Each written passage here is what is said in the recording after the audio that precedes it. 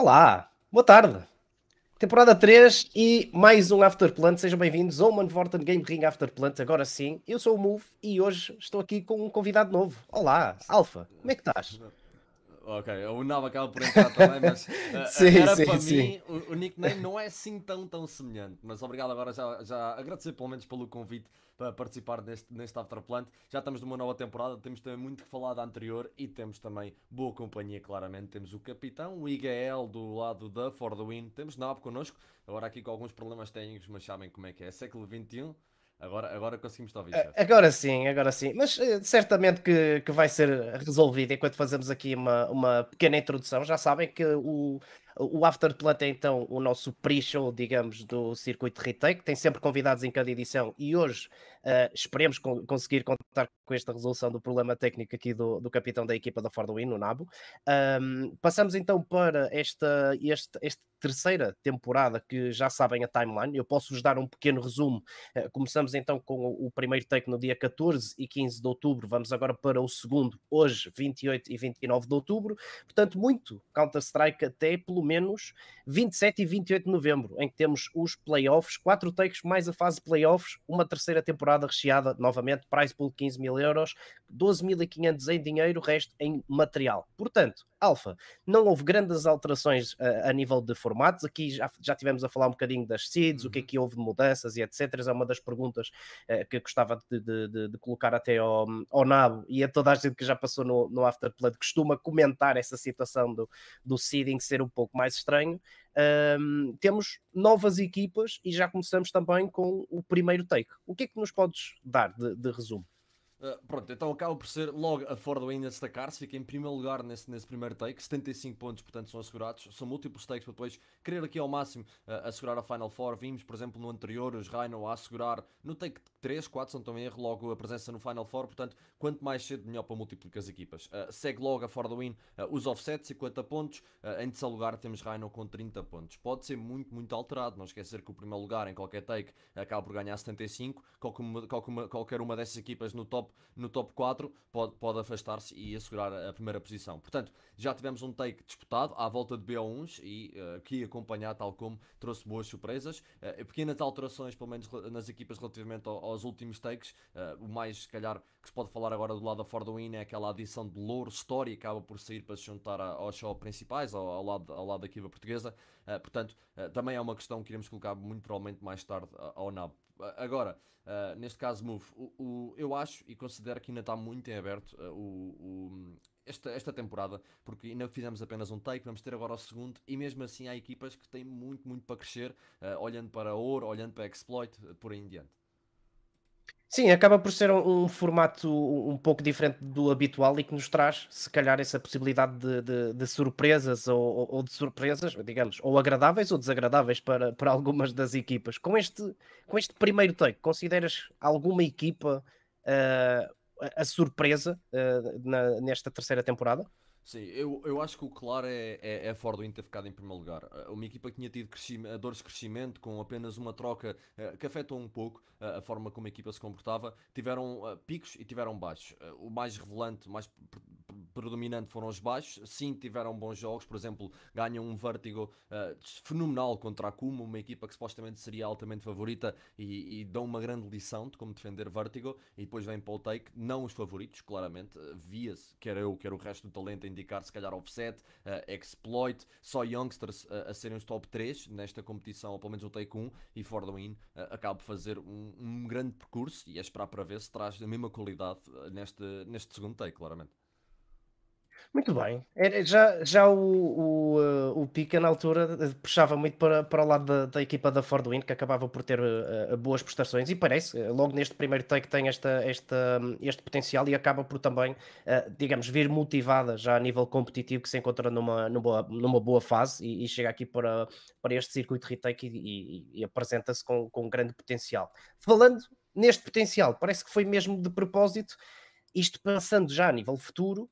Quem é para ti, que tens acompanhado, a equipa com mais potencial neste momento? Eu sei que ainda só estamos no segundo take, mas de uma Ok, vista assim, mais ou menos analítica, aqui estatística, quem é para ti a equipa que tem mais potencial? Ok, o potencial, ou seja, a maior probabilidade de ganhar é diferente do potencial de crescer. Eu acho que a equipa favorita, pelo menos no geral, serão os Offset. Logo de seguida, só Youngsters, as duas que eu vejo com maior capacidade. Agora, a equipa com maior potencial para crescer pode não aparentar, fica entre ouro. Fica entre Ouro Esportes e entre Caretos. Eu acho que os Ouro ainda estão com aquelas típicas dores de crescimento, é um quinteto recente, Sim. tem jogadores muito individuais, tem antigos teammates, por exemplo, do Nau, que se encontra connosco hoje, tem o Cunha, tem Dante, portanto, tem jogadores com historial, tem jogadores com conhecimento. O problema ainda é cimentar ali as ideias. Os Caretos são os mais jovens, são os mais conhecidos, hoje têm um jogo complicadíssimo pela frente, será logo pelas 19 horas a começar o primeiro BO1 contra Offset. Claramente não se indica que os Caretos são os favoritos, mas são duas equipas que eu vejo recentes, jovens, mas com um percurso bem talhado, conseguem fazer maravilhas, claro. Gostas de dar predictions? Não muito, mas consigo. Costumam correr-te bem ou costumam correr-te mal? Olha, eu dou-te a minha opinião. As predictions para mim é sempre ao contrário. A equipa que eu dou a Uhum. prediction acaba por ser ao contrário. É a que acaba por perder. Eu tenho um bocado a curse aliada. Mas eu Sim. falo predictions porque eu tinha aqui e tu vês, aliás, que era a prediction para o vencedor deste take, que acaba por ser se calhar um bocadinho mais fácil, e o mais difícil, se isto se mantesse desta forma, quem seria para ti a prediction para a grande final?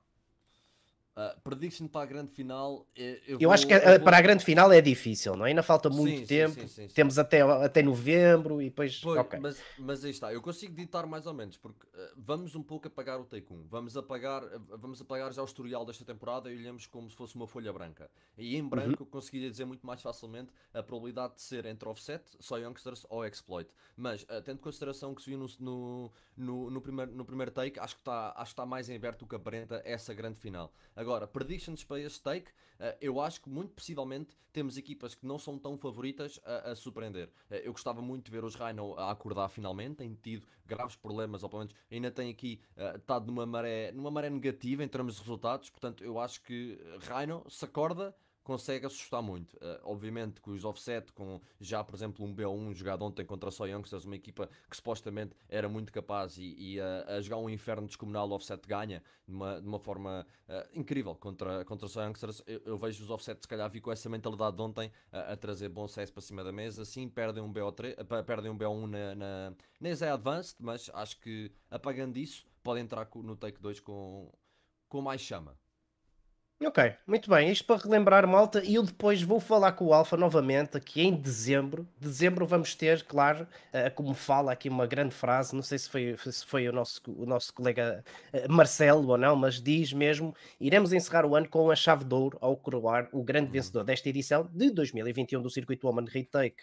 Aliás, Circuito Woman Vorten Game Ring Retake numa grande final. Portanto, quando chegar à altura, fica à espera de que eu te faça exatamente a mesma pergunta agora, Uhum. com dados muito mais, digamos, credíveis e mais fácil de chegarmos a esta grande final, porque realmente temos muitos jogos pela frente e ainda muito tempo para determinar quem é que chegará a essa fase final. E agora, já que tivemos este pequeno tempo para introduzir um bocadinho do nosso Afterplant, acho que já temos o nosso convidado pronto. Portanto, Nab, se estiveres aí, Boas, junta-te a nós. Olá, aí estou aqui, está. boas, malta, Aí estou aqui. está, aí está. Grande foto. Estás super bem. Fica-te bem essa jersey. Muito bem.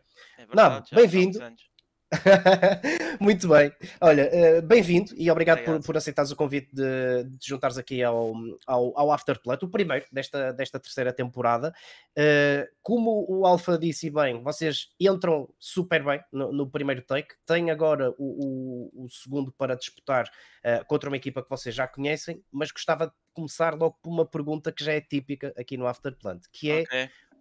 a tua opinião do seeding, porque nenhuma equipa, nunca há concordância nesta pergunta para, Pá, para, para a malta que aqui vem.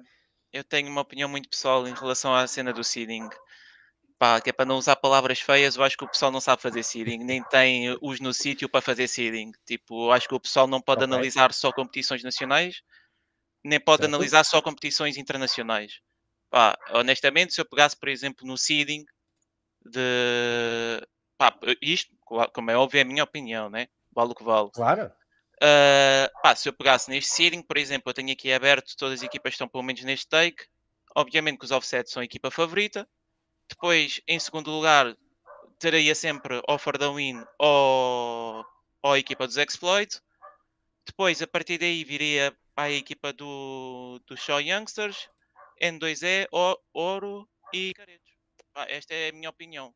Se eu pegar em todos os torneios que foram jogados até ao momento, com todos os lineups, desde que os lineups foram criados, acho que este é o seeding mais correto o pessoal fazer. Por exemplo, se nos guiarmos só apenas pela MLP, que digamos assim, que é a competição que o pessoal dá mais importância, os Offset passaram em primeiro do grupo deles sem muita dificuldade. Os Exploit, a mesma coisa. Nós, por exemplo, já vimos da fase de despromoção, estivemos lá perto, mas conseguimos dar a volta por cima. Os N2E, por exemplo, foram eliminados. A equipa dos Reinos, se não estou em erro, foram eliminados também. Foram eliminados, porque os Velox é que passaram. Ou seja, e depois as outras equipas, Caretos nem sequer lá estão, Oro não lá estão. Só Youngsters perderam com Velox e não conseguiram passar a Final Four. Pronto, por isso, Certo. se eu pegar pela competição que interessa mais ao pessoal, o seeding acho que não foge muito àquilo que eu disse. Pronto, mas Sim, é assim, é acho isso. que o pessoal abusa do seeding. Por exemplo, pegamos no exemplo do N2E. Nada contra a equipa do N2E, mas a equipa do N2E ser seed 1, claro que o pessoal olhou para aquilo e riu-se. Como é óbvio. Sim. Não, não é preciso estarmos aqui com meias conversas. Acho Sim, que sim, eles sim, sim. próprios também são homenzinhos do admitir. Porquê é que eles meteram-se como seed 1? Obviamente que aumenta a média, supostamente depois vocês devem fazer a média dos jogares de cada equipa, né? Fazem o seeding final, ou se eles ficarem em primeiro, né? Aumenta a média deles para terem uma melhor seed. Até por aí faz sentido. Mas como eu acho que eh, dar a responsabilidade às equipas de fazer o seeding, correm este tipo de riscos. Sim, E verdade. publicaram. Eu não fazia ideia, ontem nem sequer estava em casa. Quando cheguei a casa tinha um WhatsApp super spamado em relação a esta conversa dos seedings. E eu acho que ao darem às equipas, isto pode acontecer. O facto de terem publicado, deu aquela polémica, digamos assim, que toda a gente sabe. Sim.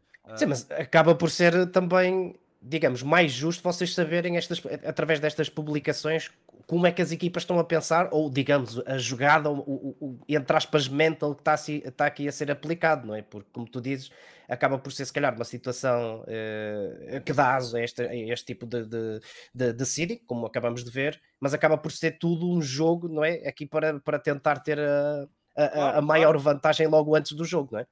Eu até sou da opinião que, por exemplo, há muitos torneios em que o seeding. Mas isto já desde há muito tempo que eu tenho essa opinião. E como eu disse, mais uma vez, volto a dizer, não Uhum. passa da minha opinião. Que o seeding em Portugal, não, há sempre alguma cena que falha, mas também não podes agradar toda a gente. A realidade é essa. Claro, Sim. certo. No que toca a retake, já na season passada eu disse o mesmo. Acho que o seeding, não fazia sentido quase nenhum.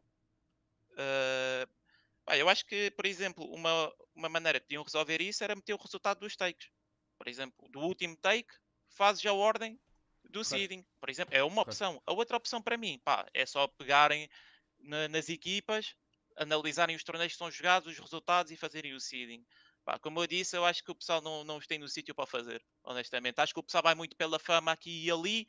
Por exemplo, posso pegar no exemplo, não tenho nada contra os Sean Youngsters, mas, por exemplo, Sim, dizerem que os Sean HLTV. Youngsters merecem melhor seeding que nós ou que os Exploit, para mim, não faz o mínimo Sim, sentido. e aí está, era algo que eu também ia falar contigo, relativamente ao facto de que só a principais melhor equipa em termos de ranking mundial, portuguesa pelo menos, a segundo lugar temos Shy Youngsters, sendo que evidentemente eu vejo facilmente, não tirando o mérito aos Shy Youngsters, ainda aquele crescimento a ocorrer e facilmente pode-se ditar que Offset, Exploit, até mesmo For The Win, consegue superar em termos de qualidade. Mas o que acontece pelo menos é que concordo plenamente no sentido em que o seeding poderia ter corrido mal. Agora, olhando por alto, eu vejo que se calhar a melhor equipa dentro da competição atualmente, sendo os Offset, vão jogar contra a equipa que eu colocaria em pior seeding.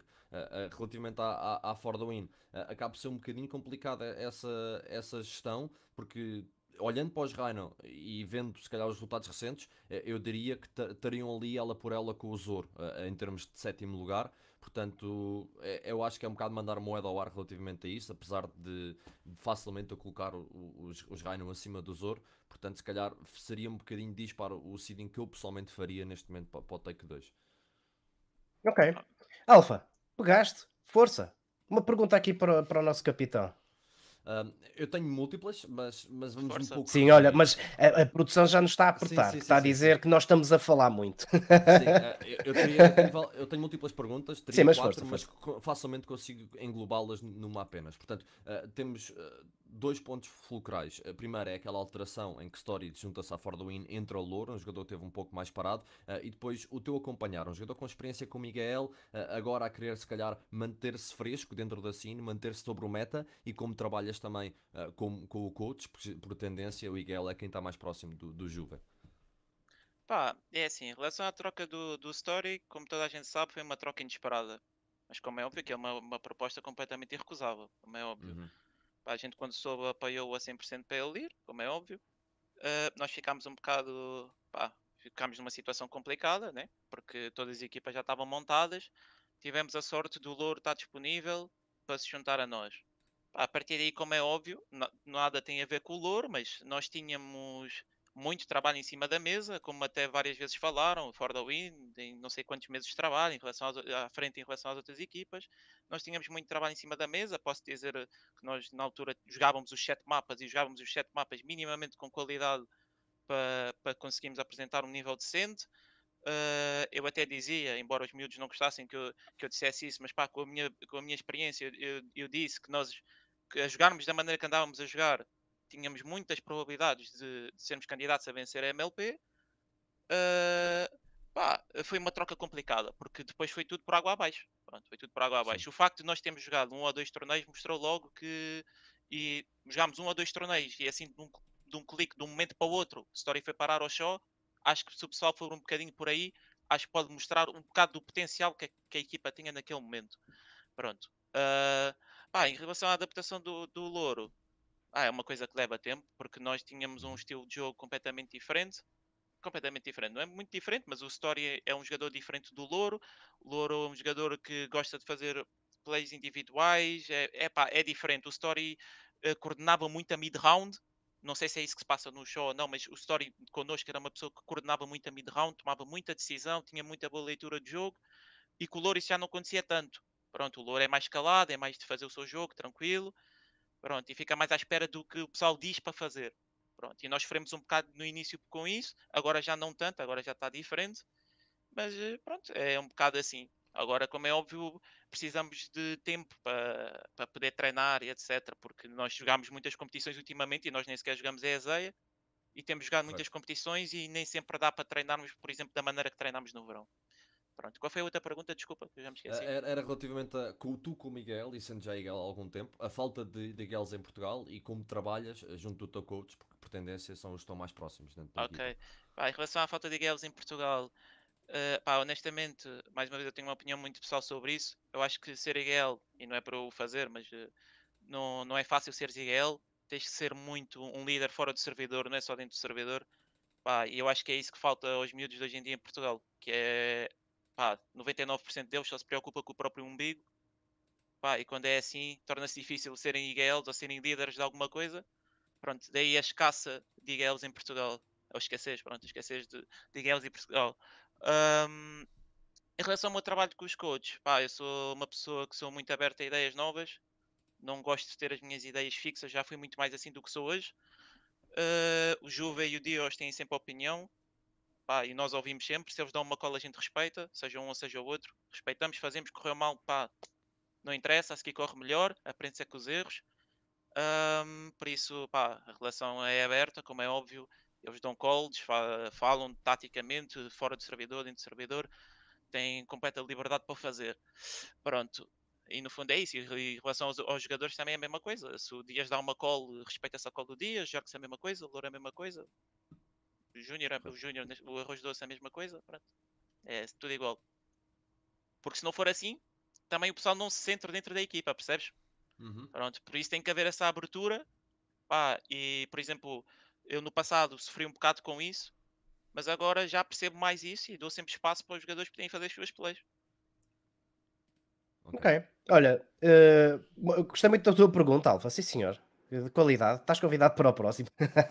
Ele ficou meio desconfiado a olhar para mim. Olha, já temos muito pouquinho tempo, mas antes de me despedir do NAB, queria deixar-lhe a última pergunta.